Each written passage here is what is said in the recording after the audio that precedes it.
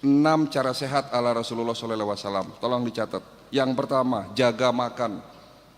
Bagaimana cara jaga makan yang benar? Rasulullah makan di saat lapar, berhenti makan sebelum kenyang. Artinya makan jangan berlebihan. Itu cara jaganya Nabi yang pertama. Cara jaga makan Nabi yang kedua, jangan makan malam. Henti makan sebelum sholat maghrib. Bukan berarti tidak boleh, Pak. Boleh. Tetapi jangan menjadi kebiasaan Bapak makan sebelum tidur. Berhenti makan sebelum sholat maghrib. Itu cara jaga makan Nabi yang kedua. Cara jaga makan Nabi yang ketiga, kurangi karbohidrat.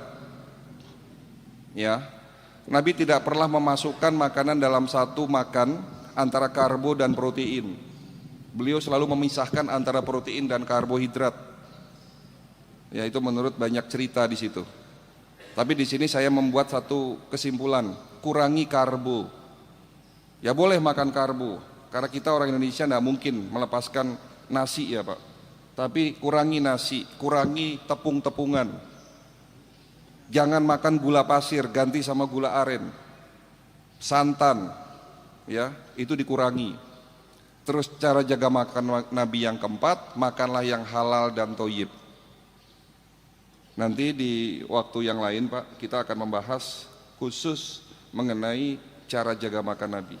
Ya, karena ini butuh panjang ceritanya. Yang kedua, ya langkah kedua, jangan tidur larut malam. Tidurlah lebih awal agar bangunmu bisa lebih awal, dengan syarat tanpa cahaya lampu. Siapa yang mencontohkan? Nabi Muhammad. Fatimah radhiyallahu anhu bercerita kepada para sahabat Nabi. Sahabat Nabi bertanya, apa kebiasaan Nabi sebelum tidur? Fatimah bercerita, ayahku sebelum tidur ya selalu mematikan sumbu-sumbu api di rumahnya. Itu salah satu kebiasaan Nabi. Dan ini diteliti, tidur tanpa cahaya itu baik buat kesehatan, tetapi dengan tidur dengan cahaya lampu, hormon melatoninnya tidak dapat diproduksi. Bapak silahkan buka Google, apa fungsi hormon melatonin. Salah satu fungsi hormon melatonin adalah membantu produksi antioksidan. Nah, ini cerita oksidasi lagi. Membantu membentuk imunitas tubuh kita. Jadi yang benar, tidur sebelum jam 11 tanpa cahaya. Itu yang benar. Bagaimana cara tidurnya Nabi? Panjang lagi ceritanya. Nabi tidur menghadap ke posisi jantung ada di atas.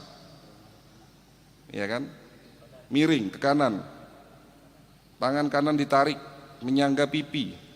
Itu ada ilmiahnya ternyata. Itu nanti kita akan bahas. Lalu langkah ketiga, ya, bagaimana supaya sehat? Jaga air putih kita. Bagaimana cara minum air putih? Tidak perlu hangat. Bukan berarti tidak boleh. Yang mau minum air hangat silahkan, tetapi jangan minum air dingin. Itu yang tidak boleh.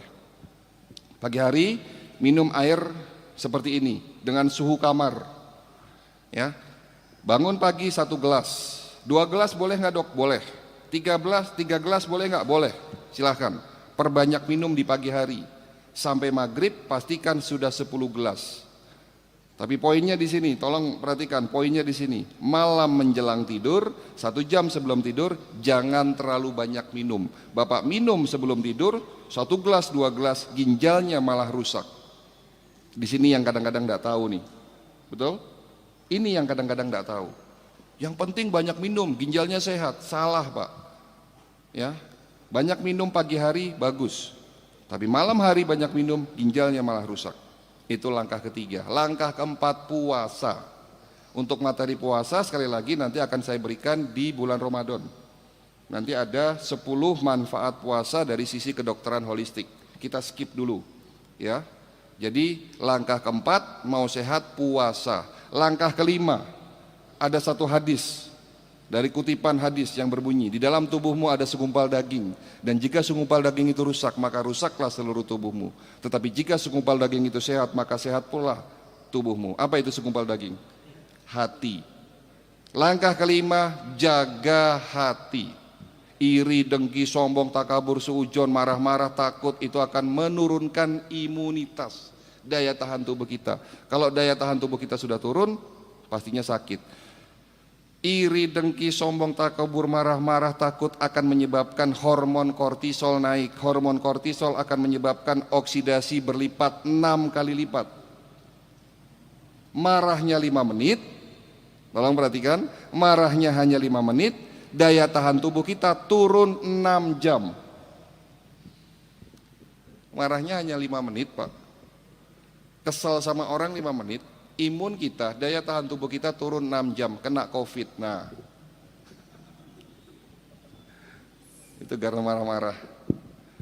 Ya, kemarin ada pasien setelah acara manasik datang ke klinik, rombongan mau diperiksa. Dari sekian banyak orang, 1 orang kena stroke, datang terlambat, pakai kursi roda. Sampai di klinik marah-marah karena tidak mau ngantri. Ini sudah kena stroke, si bapaknya marah-marah, Pak. Kira-kira gimana nih? Bisa sembuh enggak? Ya, marah-marah kenapa? Enggak mau ngantri, gitu loh. Saya sudah stroke, harusnya saya didahulukan, dok. Enggak bisa, saya enggak mau ngantri. Nah, saya bilang sama bapak, Pak, mohon maaf, nun sewu, yang diobati bukan fisik bapak, tetapi hati bapak diobati dulu. Saya gituin, malah saya dimarahin, Pak. Tak suruh pulang, Pak.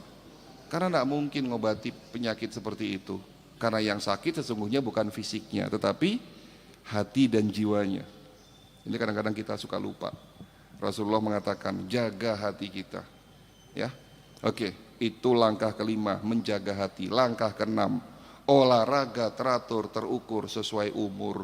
Nabi waktu muda olahraganya berkuda, memanah, gulat, tetapi setelah tua olahraganya berbeda. Bapak yang sudah tua, yo jangan main bulu tangkis, Pak.